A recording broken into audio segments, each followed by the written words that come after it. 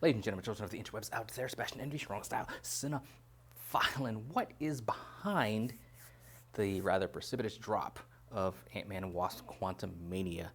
Week 1, over $100 million.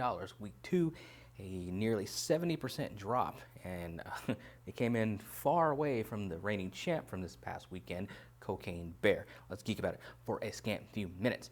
Now, I was reading a lengthy sort of variety article that was analyzing the box office of Ant-Man and just the general situation, and just kind of throwing out some facts out there about it to kind of counteract maybe some of the doomsayers who say the MCU has finally run its course and it's done, it's over with, yada yada yada. And of course, there may be some aspects to that, some troubling trends for the MCU movies, which we'll get to here in a second with some of the figures.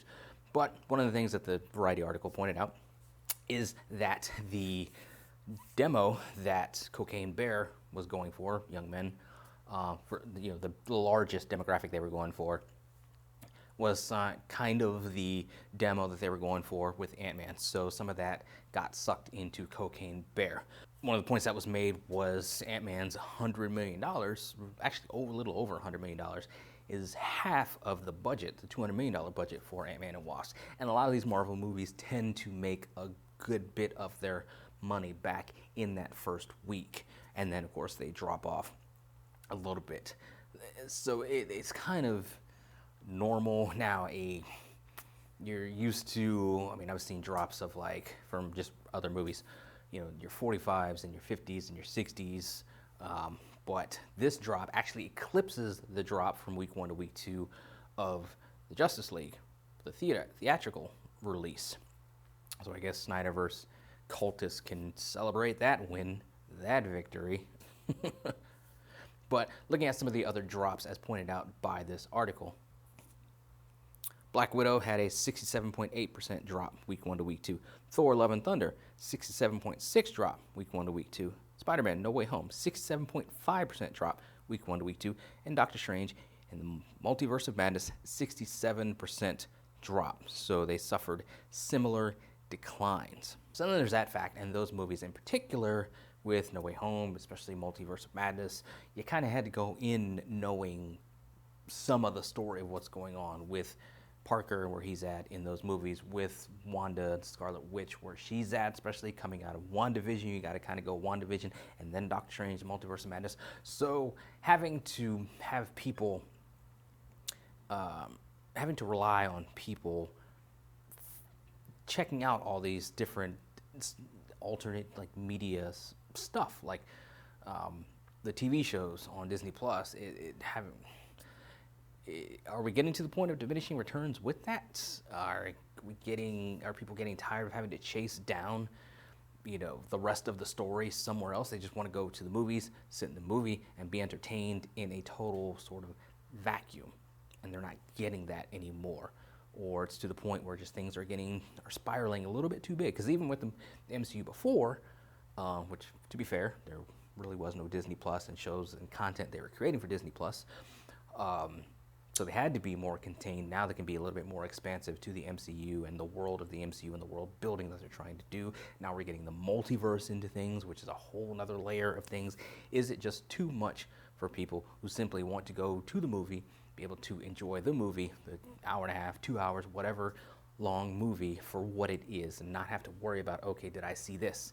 And this is going on. I don't understand it. They don't explain it in this movie. Oh, I had to go watch 4 episodes of this show to understand this. And it's just becoming a bit exhausting for the average moviegoer.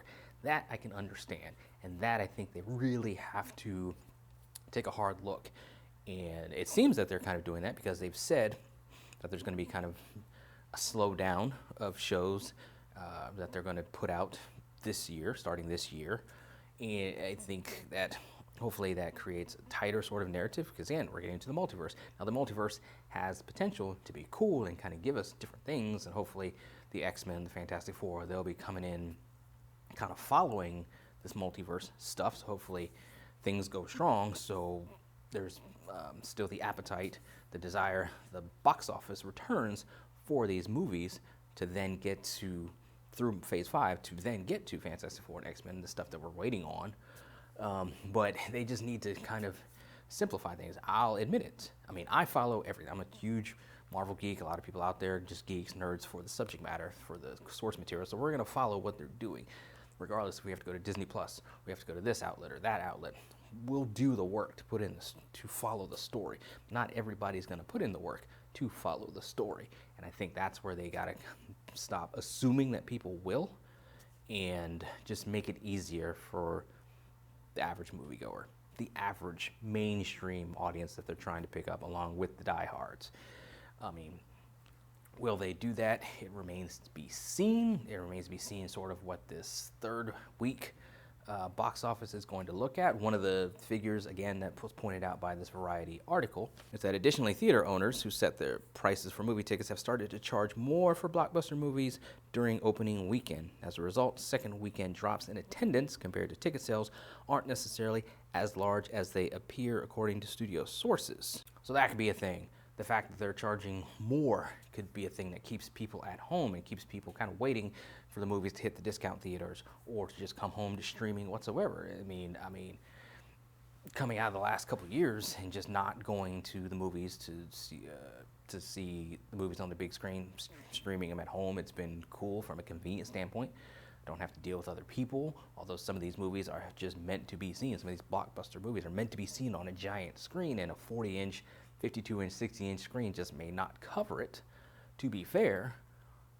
So there's, that convenience versus, the prices of tickets going up. I'd seen someplace, I think, where AMC was going to raise prices for the assigned seating, so you have theaters pulling those shenanigans, which is not going to help the movies and their box office returns. So there's factors like that you have to consider. So it's not just, oh my God, the MCU is running out of steam and everybody's tired of it. There are some things like that to consider. There are some theater things to consider from a money standpoint, from a ticket price standpoint. So it's not just, cut and dry. There's some gray area with this. So it remains to be seen. As I said, maybe it's a cautionary tale.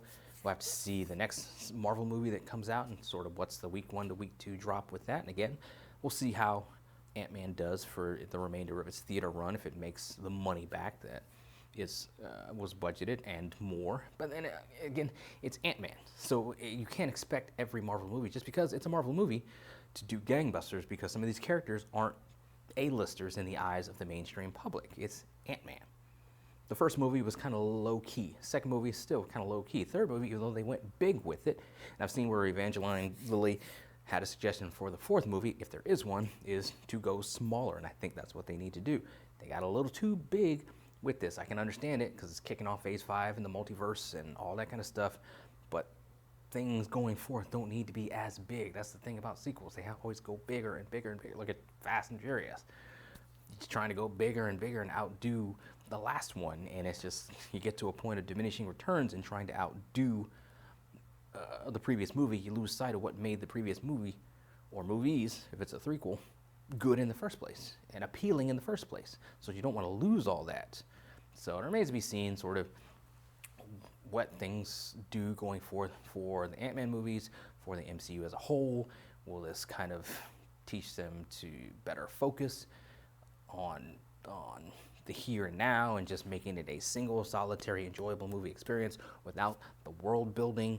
Remains to be seen. We got Guardians of the Galaxy Volume 3 coming up, so is that going to be super attached to the rest of the MCU at large? I really don't think it will be, considering the characters and what's going on, at least what's been laid out for us from the trailers.